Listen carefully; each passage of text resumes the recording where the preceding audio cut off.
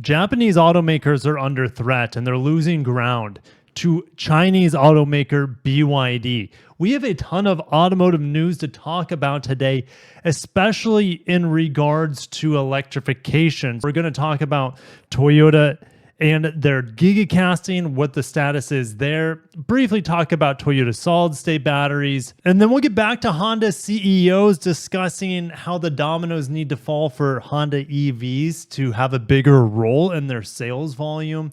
We'll talk about Honda EVs naming and lack thereof. And at the end, Ford is dialing back their EV plans substantially.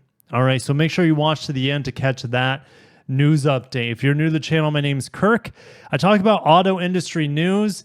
There was a point in time where every Sunday I was doing EV specific news updates. I was able to do it for maybe a month or two. There's just so much news always happening in the EV end of things. It's hard for me to keep up with. And Sundays are tough as a family man. It's one of the days that I have with my family. So I try not to spend too much time working. But regardless, if you guys enjoy industry automotive news, make sure you're subscribed. And if you like today's topic, smash the like button. So BYD has derailed Honda and Nissan in the last quarter. And turns out people want cheap cars. Yes, electric cars too in certain markets, but I think the most important thing here is cheap transportation. And BYD is on track to derail Ford soon. And with their volume growing so fast, they are now the 7th largest global automaker by volume, BYD. So they're in 7th place now, and last year they were ranked 10th. And the only Japanese automaker at this point that is outselling BYD is Toyota. And despite the United States and Europe enforcing tariffs on Chinese EVs, BYD's sales are still growing as exports. BYD accounted of just 4% of China's total 2.79 million vehicle exports, but that was 105,000 units they exported. And BYD, this little vehicle right here, the Seagull, retails for under $10,000. In America, the cheapest car right now you can buy is maybe a Mirage or a Versa or discounted Sentra, and those are just under $20,000. Guys, this is half the price of a new car in America. And BYD is still looking at options to expand in Mexico and then ship those Mexican-made cars into the United States with lower tariffs or zero tariffs at all. But that could change depending on what happens with the upcoming election here. I think it's going to be another 5 to 10 years minimum before we start seeing other automakers sell cars for as cheap as BYD is doing. If that's even possible. I feel like you have to take a lot of the labor out of manufacturing these cars, reduce the parts, and these cars just need to get cheaper and cheaper and cheaper to keep up with the Chinese. And it's a dangerous game because the automakers aren't able to make profits. In theory, it's good for the consumer to get a less expensive new car. It'll be interesting to see if we'll ever get sub $20,000 cars available in the United States in the next few years, but I think that's where it needs to be in order for these automakers not only to compete in the United States, but also to compete globally with the Chinese automakers. All right, so moving on, one of the ways to reduce costs, improve efficiency in terms of manufacturing is gigacasting. There are some Chinese automakers that are doing it, but Tesla is probably the best in the world at gigacasting, and Toyota is doing the best to mimic it and probably even improve upon what Tesla's doing. Easier said than done, though. So here's Toyota installing a giant gigacasting machine in one of their plants in Japan. And this machine will be one of the largest pieces of casting machinery in Japan, capable of 9,000 tons of clamping pressure. And gigacasting is typically seen with a minimum of 6,000 tons of force. Gigacasting involves creating large modules for vehicles by fusing multiple components together by using molten aluminum alloy that is fed into a molding machine at high pressure. I saw this casting piece when I was at the Japan Mobility Show. At the time, Toyota said, hey, we can gigacast the battery module, which is a structural piece now. They're like, we can gigacast this rear portion, but they haven't quite figured out how to gigacast the front portion with crumple zones quite yet. They're behind Tesla, at least this was October of last year, behind Tesla in gigacasting technology and gigacasting safety. But Toyota wants to have a gigacasted front, middle, and rear portion of the car.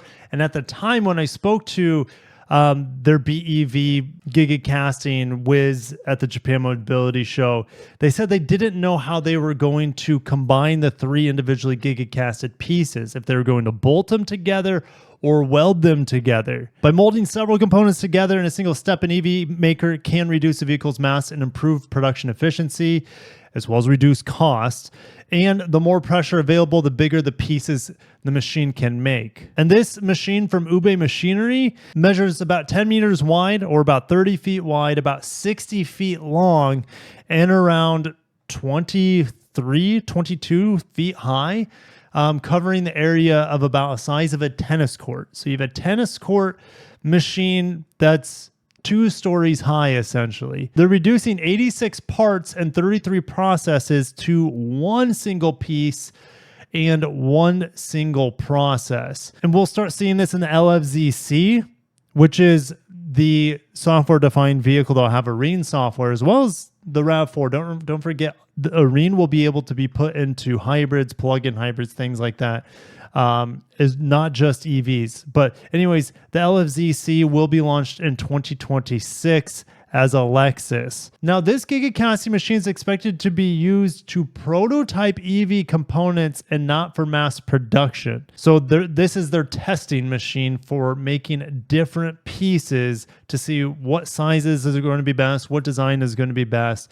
And Toyota will assess whether the tech leads to a reduction in parts and processes as well as to lighter EVs. Of course it will. Honda has rolled out a 6,000-ton gigacasting machine at a research and development facility in Tochigi Prefecture in Japan. Nissan plans to install a 6,000-ton machine in fiscal year 2027. Toyota plans to have batteries of the solid-state variety coming in 2027, 2028.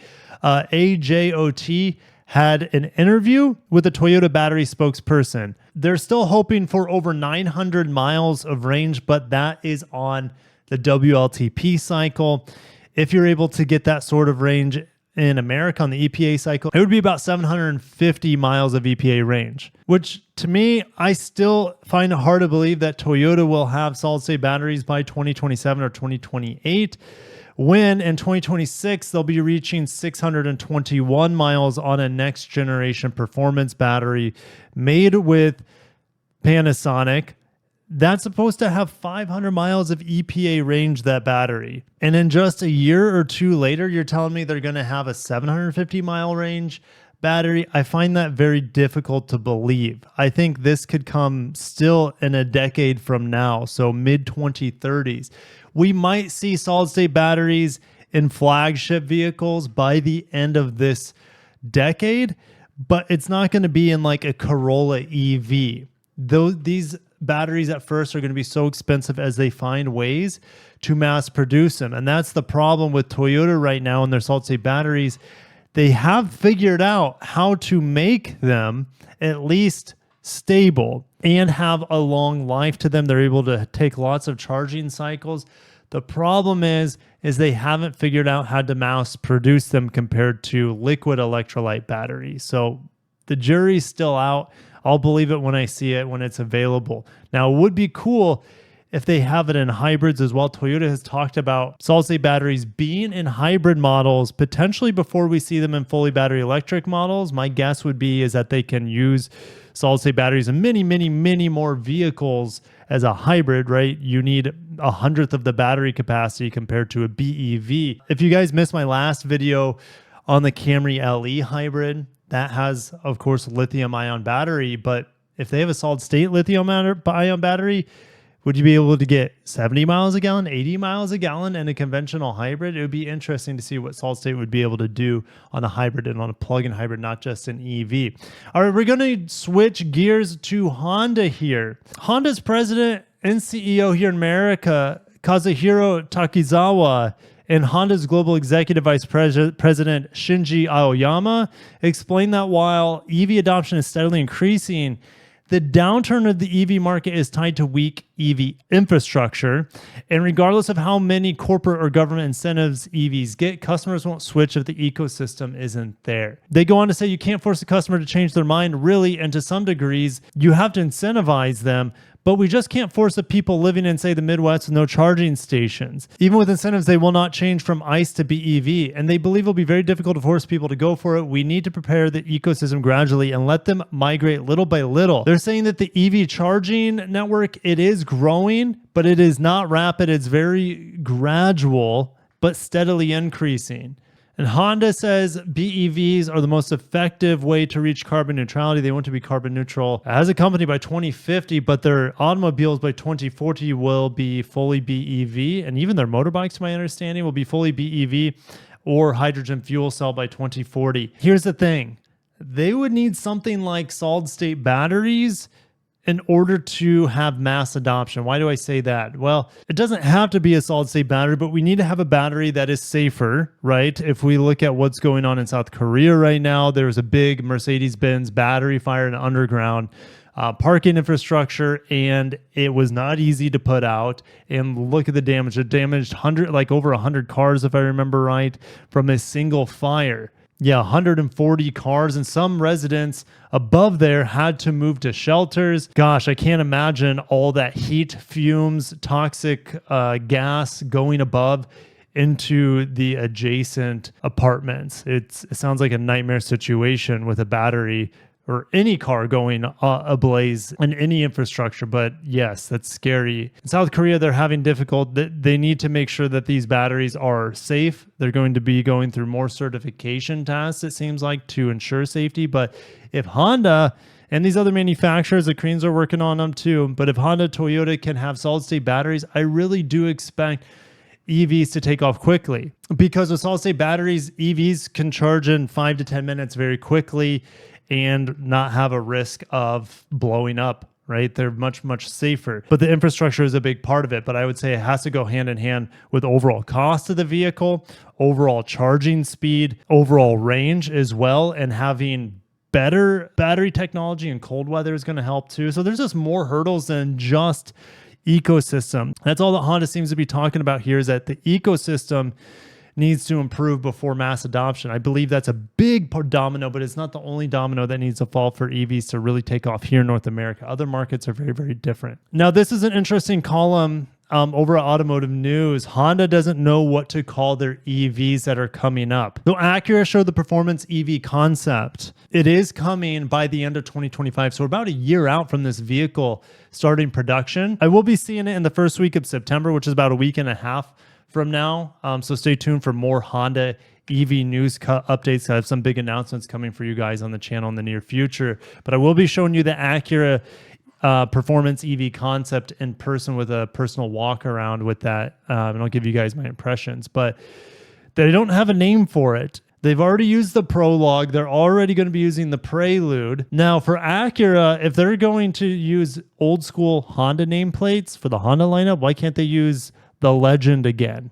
I know I don't want to throw around that nameplate lightly. Maybe it needs to be an Acura sedan to be called a Legend, but that would be pretty cool. And they're already using ZDX. So unless they kill off this ZDX and bring in a new Honda-made ZDX, they can't use that name anymore. Are they going to use EMDX or ERDX? I'll see you guys down below on what you think Acura is going to name that performance EV concept. And lastly, Ford dialing back EV spending, and it's costing them billions of dollars. They want to focus on hybrids as well as the more affordable, flexible EV platform helmed by former Tesla engineers that's supposed to underpin a new midsize pickup, probably Ranger size, by 2027.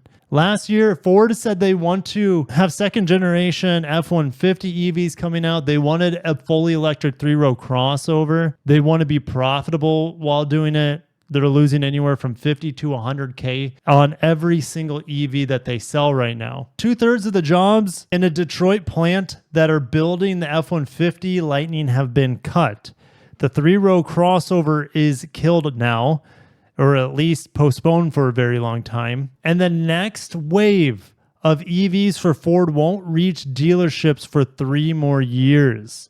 even though their EV sales are up 64% through July, it doesn't matter when you're losing money massively on every single unit. So Ford is turning to hybrids right now. We know Honda, Toyota, the Koreans, they're printing money with their hybrids. You could say Ford is printing money with their Maverick hybrid. This new EV platform coming in 2027 is going to have small electric crossovers in it. I hope they have some small electric sedans or hatchbacks as well, but Ford has kind of pulled the plug on anything Fiesta or Focus or even Fusion like for a long time, let alone mention the larger Taurus.